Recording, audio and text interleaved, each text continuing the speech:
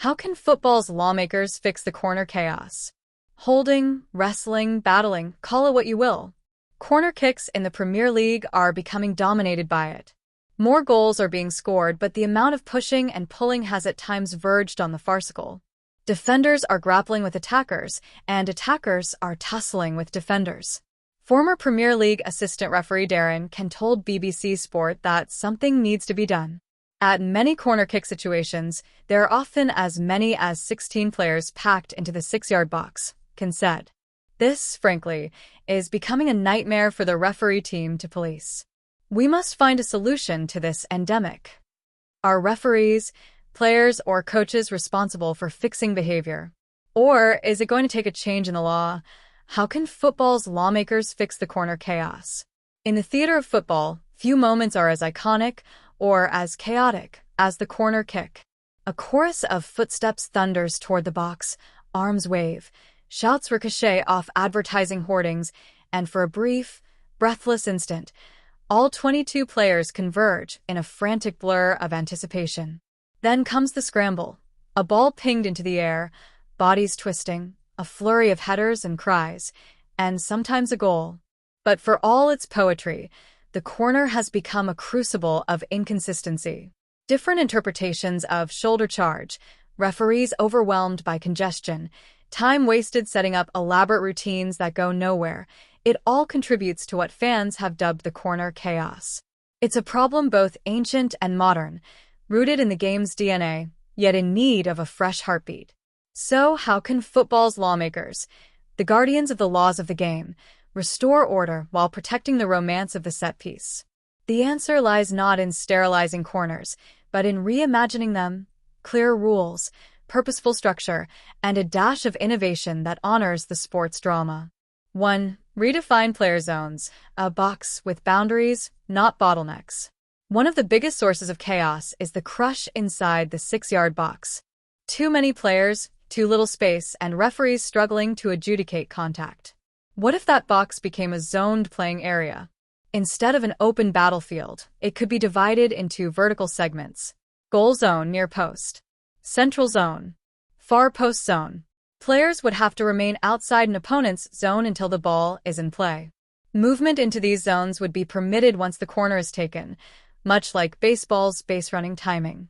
This would reduce early congestion, allow referees to better judge legal positioning, encourage more dynamic and less stagnant movement. Think of a ballet where dancers hold defined spaces until the music cues them forward. Corners could evolve into choreographed creativity rather than collective cram. 2. A time limit that encourages intent. Corners can now take up to 30 to 40 seconds of deliberation. Variations, hand signals, last-second switches. These tactics can be entertaining, but they also slow momentum and invite time wasting. Introduce a corner time clock. From the moment the referee signals, teams might have 10 to 12 seconds to take the kick. No ball circling the penalty arc, no extended gesturing. If the corner isn't taken in time, the ball is passed to the goalkeeper for a goal kick. The benefits: keeps the game flowing, rewards teams that prepare and act with purpose, discourages deliberate stalling. Fans and players alike would feel the pulse of the game quicken. Corners become decisive moments, not protracted negotiations. 3. Reward controlled creativity with bonus play. Modern football loves experimentation. Why not lean into that? Introduce a corner bonus play rule. When a corner is taken under certain conditions, for example, the ball is played short and controlled clearly by a teammate. No intentional time delay occurs. Opponents maintain required spacing. Then, if the attacking team retains possession within a brief transition, say 6 to 8 seconds, they earn a free kick 10 yards from goal instead of another corner or ball clearance. This would reward technical play over chaotic lumps into the box. Promote inventive set-piece choreography.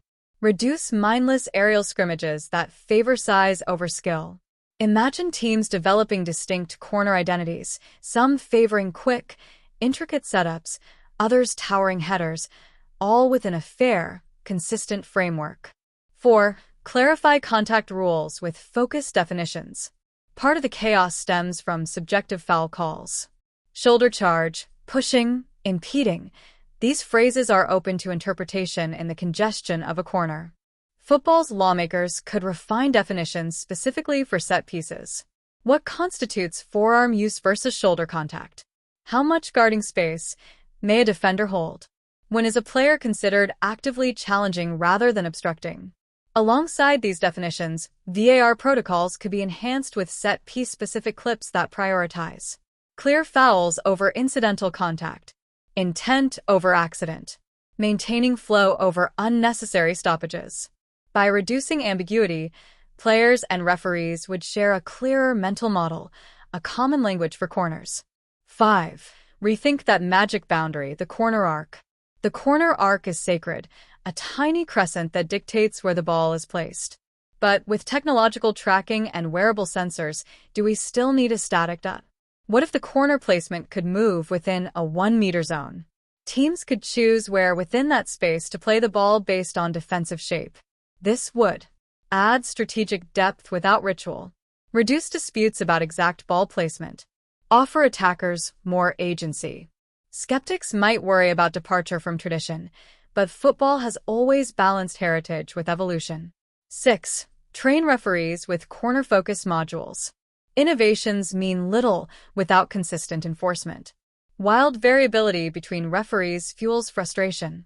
Referee training could include dedicated corner officiating drills, simulated congestion scenarios, communication strategies in chaotic moments. A referee who understands not just the law but the rhythm of a corner could manage chaos rather than react to it. Conclusion: order rooted in spirit.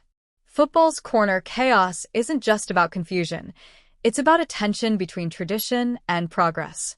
Corners are drama, poetry, and unpredictability. The goal isn't to sterilize them into sterile algorithms, but to let their drama unfold within a framework that's fair, clear, and exciting. By reimagining zones, instituting time limits, rewarding purposeful play, refining contact rules, embracing placement flexibility, and enhancing referee preparation, football can transform corners from chaotic scrums into well-orchestrated crescendos. In the hands of thoughtful lawmakers, the corner kick can remain a heartbeat of the game, pulsing with creativity, tension, and awe, rather than a source of contention and confusion.